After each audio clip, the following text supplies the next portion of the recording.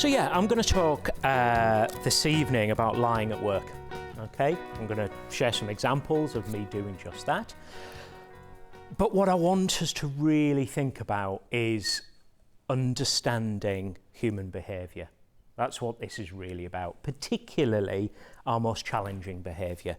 Because if we can understand why we do the things we do, if we can decode our own behaviour and other people's behaviour, we work better together. We can solve problems together. Working in IT is hard enough as it is. You know, the problems that you face working in this industry are super complex. If we can make working with other people easier, it'll make solving those complex problems easier.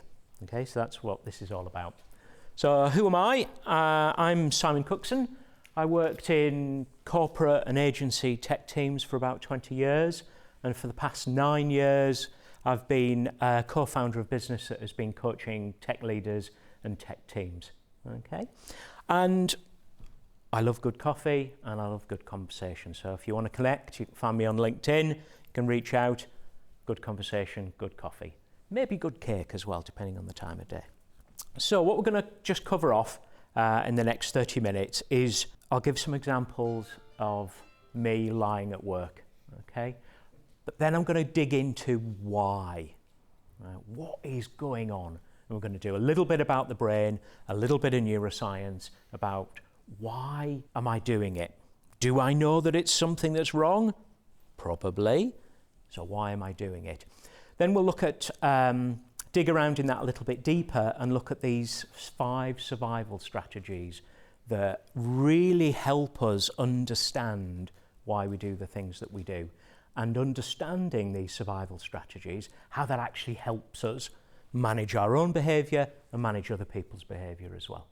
Okay? So it'll hopefully give you some ideas about how to get on with people that you find difficult, or how to regulate and manage your own behaviour, where if you've ever been in a meeting or been in a work situation or family situation for that matter, and go, why did I say that? Why did I do that? That was stupid. You know, if you've ever had that conversation with yourself, you know, hopefully some of the things we'll go through this evening is going to help. So, me and lying. Now, I'm not talking here about, you know, big, massive lies, like I lied about the degree I've got, or I've lied about the experience that I've got. It's not about that stuff. This is about the small, everyday lies. When I got asked, have you finished writing that report? Yeah, it'll be with you this afternoon. And I'm, you know, walk out the room and think, shit, I've not even started it. It's that type of lie. You know, client comes up, do you think this will be possible? Be able to get it done? Be able to get this into the next sprint? Yeah, of course. Absolutely, no problem. Walk out the room thinking, how the hell are we going to make that happen? So these are those little lies that I used to tell an awful lot. But it's also the other behaviour that I would do, rather than, as well as just the outright lying, have you done this? Yes, I'll send it to you later on today, then run around like an idiot and try and get it done, because I hadn't. It's also that stuff around finessing the truth. Telling people what they wanted to hear. I, for a few years, worked in a sales department, and we had to put sales plans in and projections and talk about the opportunities that we had in front of us. So in those reports, in those presentations, in those one-to-ones with my director, I would tell people what they wanted to hear. Whether it was true or not was a different matter. You know, yes, there's a great opportunity here. I think we can see this. I'll put some numbers in a spreadsheet. It's amazing if you put some numbers in a spreadsheet that become real. They weren't based on anything other than my need to tell people what they wanted to hear. Okay, so they're the kind of lies that I regularly told. Did I not realise that lying was wrong? You know, was I doing this because I was ignorant? Was I not aware that lying was a wrong thing? No, of course I knew. Just like I suspect all of you here today, we're told from a very young age how awful lying is. I've said it myself as a parent. I don't mind what you've done. I don't mind that you've broken that family heirloom that was worth thousands. But if you lie to me, that's worse, you know? We have a real kind of visceral reaction to lying, but I still did it. So it wasn't information that I was lacking. I knew it was a bad thing to do. So why was I doing it? Why did I do it?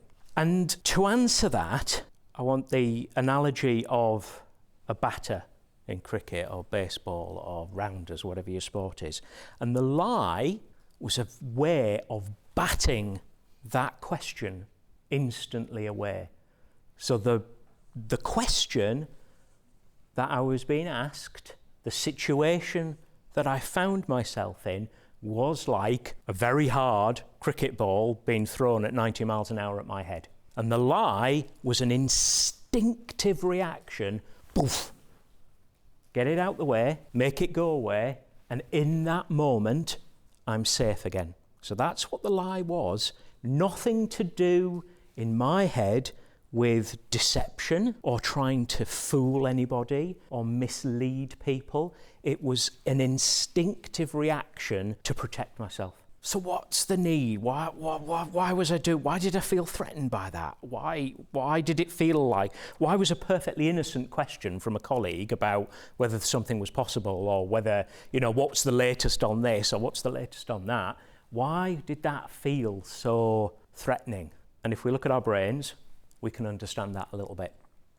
So our brains see danger everywhere. Okay, it's one of the most developed parts of our brain, our threat detection mechanism. So every single second of the day, every conversation that we have, every meeting that we're in, our brains are scanning for threats. My brain is doing it right now, like looking at you all going, oh God, do they look bored? Do they look disinterested? Are they thinking, oh God, I should have gone to the pub and not come here? So I'm scanning for those threats all the time. And when my brain detects a threat, it changes how I think. Right? There's a chemical process that once a threat is detected, I change how I think. And Dr. Dan Siegel invented this very handy little model of the brain to help us understand what's going on there. So he used the hand of the brain to all the different parts of the brain. The one I want you to really focus on in the model today is the fingernails, and the fingernails represent our prefrontal cortex. Now, this is where all our creative problem-solving thinking happens, all our most advanced thoughts, our creativity, our collaboration, our ability to work positively with others. So if we want to solve problems, if we want to think innovatively, we want to do creative stuff, we want to work well as part of a team, our PFC, which is this tiny part of the brain right at the front, right here, that's the bit that performs those functions. And the trouble is, when we detect a threat, we get flipped, okay? We get flipped. And then our amygdala takes over and we are pushed towards instinctive protection behaviours. If you notice in this model, our fingernails, our prefrontal cortex, flipped and is out the way.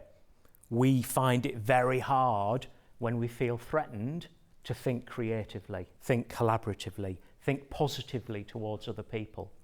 Best way to describe this is if you've ever been in a situation where somebody has said something that's upset you and you don't know what to say in response, and it's only about 24 hours later, you think, oh God, why didn't I say that? I could have said that in that situation. I could have had that come back. And that's because our brains are flooded with a neurochemical called cortisol, which causes that flip, and we don't have access to those creative parts of our brain. We're in instinctive protection mode. So thinking back to me and why I lied, why I said something was fine when it wasn't, when I said something was possible when it was not, that's because I was in instinctive protection mode. So this is a really important point, and if there's kind of one thing I'd like you to kind of take away from this evening, it's this idea that challenging behaviour, whether it's our own or whether it's anybody else's, people that you work with, you think, oh God, why do they do that? Challenging behaviour starts in the brain. So challenging behaviour starts in the brain, and when we detect a threat, we shift very quickly into this protection mode. And this protection mode makes us do some strange things. Not particularly rational, not particularly logical things. It makes us do some strange things. And to help us understand this, Dr. Greg Beer talks about these 5 survival strategies. So what he's done to help people kind of get to grips with what we do, these instinctive reactions that are actually faster than conscious thought. That's why we do things that are illogical, or in retrospect you think, why did I do that? Why did I say that? Why did I react like that? You're not thinking about it consciously. These protection methodologies and these survival strategies, as Dr. Greg calls them, kick in faster than conscious thought, typically in 0.007th of a second. These are habitual strategies that we've learned since we were tiny individuals that have built up into habits over time, and that's why they kick in so fast.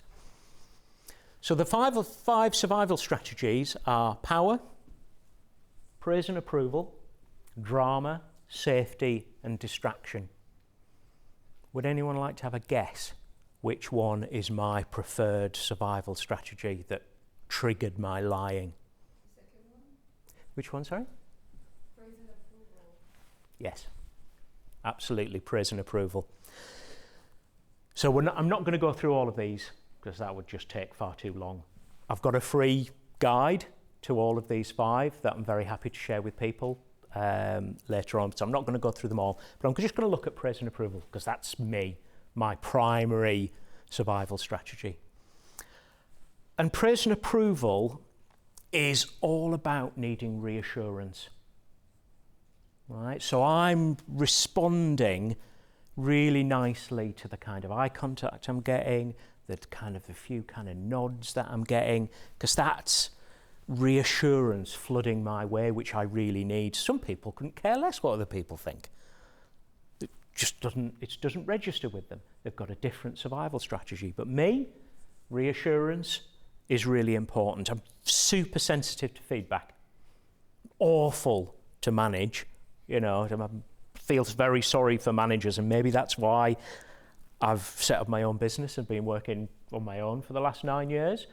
So feedback's really hard to give to people that find praise and approval very, very important, because we take everything as a real personal criticism. And, very sensitive to what other people think, can be a bit of a yes man or group thinker. And the reason that I lied was that I was terrified of judgment, terrified of being seen to be doing the wrong thing. So think back to the cricket analogy of me batting that question away. The reason that I did that is that I did not want to be judged. And lying was a protection strategy that just batted the thing away, so I felt safe again. That I wasn't going to be judged because I told people what they wanted to hear. So if I tell somebody what they want to hear in that moment, in that instant, they're not going to judge me, are they? They go, cool, awesome, he's a safe pair of hands. That was the feedback I used to get a lot. He's a safe pair of hands, because I would tell people what they wanted to hear. So what? So we know that, right, I need praise and approval is my survival strategy. I've learnt it from a small child. I've done it a lot, I do it all the time. Wife asks me, have you paid that bill? Yeah, of course I have. No, I haven't. Drives her absolutely insane. But so what? What can we learn from this? What can we do with this? Well, it's the fact that each of these strategies has a need that sits behind them. And if you can meet this need, the need to use the strategy goes away. So the challenging behaviour that's created, so my lying that's created by my need to avoid judgment, has that need behind it. So if we can meet that need, so what's the need behind praise and approval? It's all about this absolute fear and hatred of judgment, right? And as I say, I don't want this to turn into a complete therapy session, but this started off from when I was very young. The fear of being told off. Very, very strong memories in childhood of parents' evening at school. Parents would go off to school, and I can remember the absolute dread when you'd see the car coming back to the house. Like, oh my God, what are they going to say? What are they going to say? Absolute dread of being told off. So the need behind that is all about praise and reassurance. So if you can meet the needs, either yourself, or somebody that you work with, or even somebody that you manage, you can meet that need for praise and reassurance, and particularly not to dismiss the need for positive reassurance, which for somebody, if you're working with somebody that needs praise and approval, they will need this all the time. They will need it more than some other people. So that's, if you can recognise this either in yourself, so I recognise this in myself, I know that I can plan for things. I can prepare for those awkward situations. Typically, the most awkward situation for me would be the unexpected phone call. Boss phones up, look at the phone, oh, it's his number. Shit, what's he going to ask me? So if I was doing this now, I would prepare things. Instead of batting the question away with a lie, I could think of something to say, let me gather my thoughts on that, and I'll call you later in the day with an answer. Still batting the question away, but you're not lying. You're giving yourself that time, that I need my time to prepare because I found that unexpected question, that being asked in the kitchen or around the water cooler, what about this, what about that? That triggers me massively. So that's those situations where I lie. So people that really use that praise and approval strategy, it's about praise, it's about reassurance, and particularly when they do a bad job. So how can we use this to change? We can use these 5 strategies predominantly to be curious, not judgmental of ourselves or others, but to be curious about, what am I noticing? Why did I do that? What's behind that? What could I do differently next time? Because it's amazing that if you adopt that curious, exploratory mindset, particularly with your own behaviour, how that lowers the lid back down on your brain and brings that prefrontal cortex into play, because that's where your problem-solving capability is. So being curious about things, about the behaviour that you're seeing, not being judgmental about it, is really, really powerful.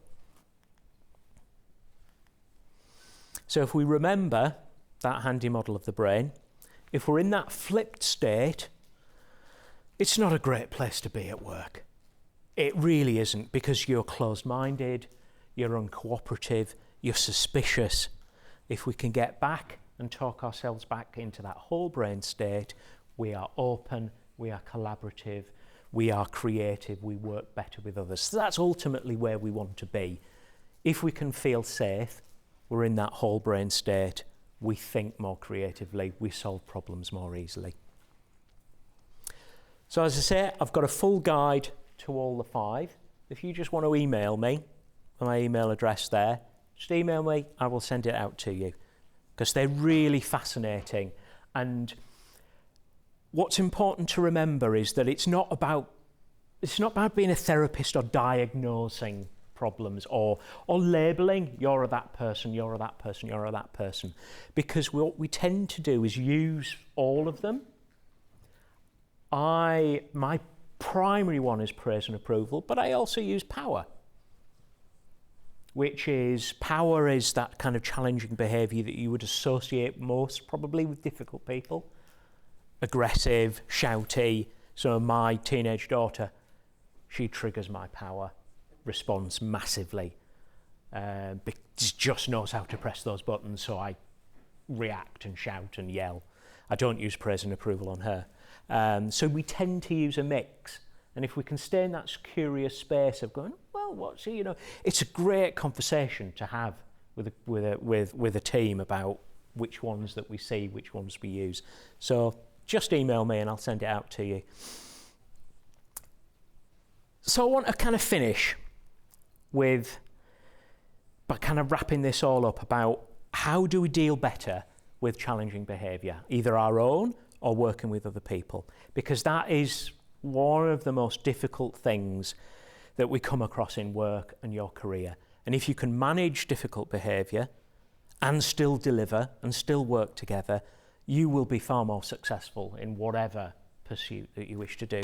So there's 3 things here that I want to try and for you to keep in mind that act as these kind of what I've called curiosity boosters. Right? First one, which should be familiar to any parent in the room, because you're often told this, separate the behaviour from the person. I don't lie all the time. I've not lied to you once in this. It's not me. It doesn't define me. I don't walk around with a t-shirt that says liar on it. I only do that in certain circumstances, when I'm flipped. So separate the person from the behaviour. That can be really hard, particularly with survival strategies like drama and power. If someone's shouting at you, really hard to separate the behaviour from the person. But that person that's been horrible to you is not that person all the time. That doesn't define who they are. Second one, and this is super hard. This is often quite triggering to people, particularly if you're thinking of a relationship that you've got at work with somebody that you find very difficult. But if you can believe, and I truly do believe this, nobody comes to work to do a bad job. Nobody's coming to work to be a pain in your arse, to sabotage things. You might think that. It might feel like that to you, but that won't be their intention.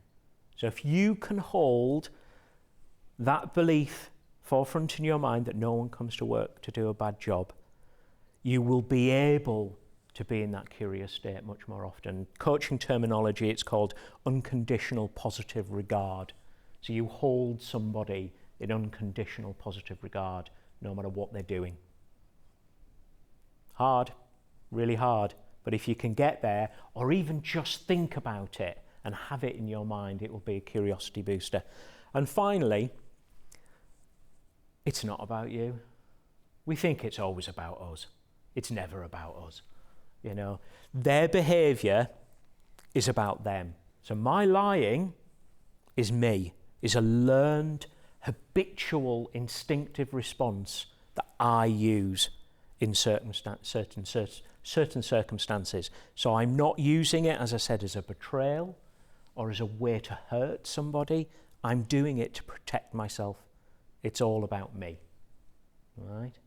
So if we can think of those things, it puts you in a mindset to be able to handle challenging behaviour much more easily.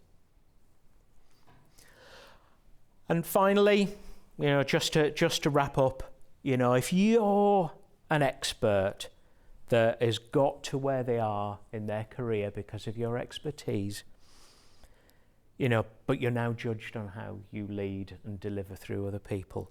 If you think that might be unfair because you've built up all of this expertise and now you're expected to deliver through others. If you find yourself saying, I'm not a particular people person, and I've never heard an IT person say that before,